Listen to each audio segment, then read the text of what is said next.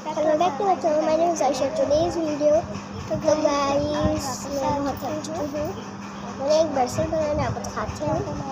ये रहा गाइस, आपको कैसा लगा है मैं आपको उतार के दिखाती हूँ सही से। लेकिन मेरे से उतरना नहीं है, जो मैं आपको सही से उतार के दिखाती हूँ।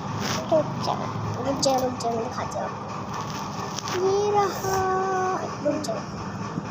ये रहा मेरा ब्रेसलेट, मेरे नेम वाला।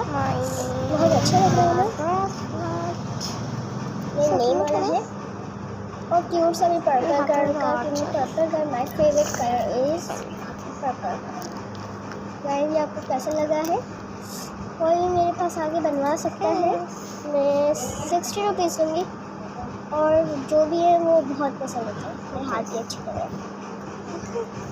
मैं खाया तो इसका